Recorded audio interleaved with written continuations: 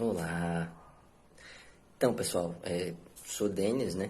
Eu queria conversar com vocês hoje um pouquinho. Por quê? Né? Eu normalmente não falo muito sobre a minha pessoa, mas eu sou doutor em História Social e eu venho trabalhando desde a minha graduação com uma linha específica, que é chamada História da Saúde e das Doenças, né? Inclusive, tcharam, tá aqui a minha dissertação de mestrado, né? E aqui, tcharam, a minha tese de doutorado. Só que, obviamente, assim, a minha ideia hoje não é conversar sobre esses dois documentos como um todo, porque nós vamos ter muitos dias de quarentena. Então, cada diazinho eu vou tentar pegar alguma coisa para a gente conversando. Hoje, em especial, eu queria que a gente falasse sobre uma figura que teve outras duas figuras. Por quê? Quando a gente fala sobre a saúde e as doenças, existem vários modelos de compreensão de como se dava a saúde e o que é que ocasionava a doença. Um desses primeiros modelos é o chamado modelo místico. E quando a gente pega a tradição do Ocidente, isso vai acabar remontando à chamada Antiguidade Ocidental Clássica, gregos e romanos.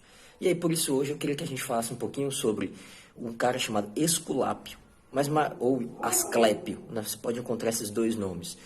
Mas dele mesmo, não quero falar muito. Por quê?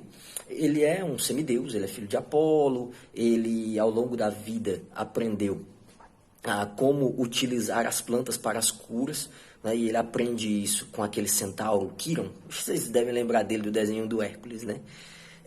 E reza a lenda de que ele ficou tão bom nisso que ele chegou a assustar Hades, né? Hades, o senhor dos mortos. Vale ressaltar que na cultura grega, Hades não é apenas o inferno, né? Aquela imagem de onde vão as pessoas do mal, assim. Não importava se você era bom ou mal, todos seriam regidos por Hades em algum momento.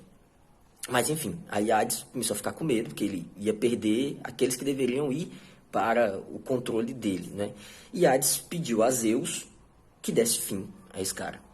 Inclusive, ele o fez, né? Existem duas versões na mitologia. Na primeira, Zeus teria fulminado Asclépio com um raio, e na outra versão, ele teria pedido ao pai do Asclépio, um cara chamado Apolo, né? O deus do sol e tal, não sei o quê, e um dos símbolos do Apolo é o arco e flecha. E aí ele teria, Apolo, atirado flechas do céu em direção ao Asclépio e o teria fulminado na terra. Daí a gente pode tirar duas coisas. A primeira delas é uma imagem mental que vai ser muito comum durante toda a Idade Média e durante o início da contemporaneidade, até o século XIX isso era razoavelmente comum, que era a ideia de representar a doença como uma chuva de flechas que vem do céu, né? E a segunda coisa que eu quero falar sobre esse assunto é não do Asclépio, mas dos filhos do Asclépio.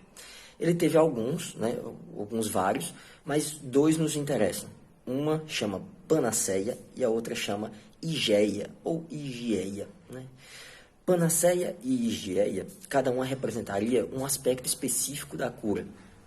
Panaceia ficou muito famosa, porque toda vida que as pessoas estavam doentes, procuravam panaceia e conseguiam com ela a cura para todos os seus males. Já a Igeia, ela não fez muito sucesso. Por quê? Igeia trabalhava com a ideia da limpeza, que permitiria que a pessoa mantivesse a saúde sem a necessidade de, melhor dizendo, a limpeza para que a pessoa não chegasse a ficar doente.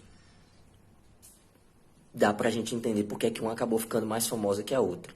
Tem um trechozinho de um texto do professor Antunes que eu acho que resume bem isso, que é: o impacto da cura é sempre maior do que o da prevenção.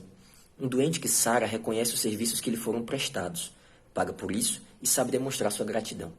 Na maioria das vezes acontece o contrário com as pessoas sadias, a quem se subtrai o risco de contrair alguma enfermidade. Pois é.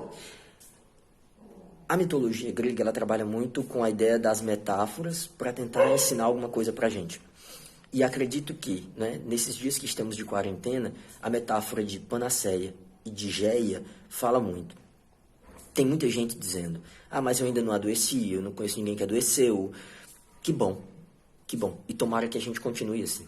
Mas para que a gente continue assim, das duas filhas de Asclépio, o ideal é que a gente se aproxime de Igeia, que a gente tome cuidado da limpeza dos nossos corpos, a limpeza das nossas casas, que a gente respeite as orientações sanitárias, para que a doença nem chegue. Se ela chegar, aí a gente vai precisar da panaceia, que seria a cura de todos os males. Só que, infelizmente, a gente está falando da doença que ainda não tem um protocolo de cura específico. Então, é melhor não arriscar, certo? Eu sei que às vezes dá raiva, tipo, está atrapalhando o meu comércio, eu sou um trabalhador autônomo, isso está dificultando o meu dia a dia. Mas são duas opções. A gente habitualmente percebe isso em um outro debate, que é sobre o saneamento básico, né? Por que o Brasil consegue ainda hoje ter tantos casos de dengue, de zika, de chikungunya? Bastaria a gente combater um mosquito. A gente está falando de um país que tem uma grande quantidade de pessoas, quase metade da população não tem acesso a esgoto. A gente está falando de grandes capitais, como Fortaleza, que é a nossa vizinha, que tem esgoto correndo a céu aberto. Não é à toa que Panaceia tem sido muito mais elogiada do que Igeia. Talvez seja esse o momento que a gente tem agora para aproveitar a oportunidade de entender, né, o porquê e a importância da Igeia. É melhor não ficar doente. É sempre mais barato não ficar doente e é sempre melhor nem ficar doente. Eu sei que é chato, mas vamos colaborar com as medidas de quarentena, tá bom? Logo a gente se vê para conversar sobre algumas outras coisas desse meu material e de outros que falam sobre o estado de saúde das doenças, tá bom?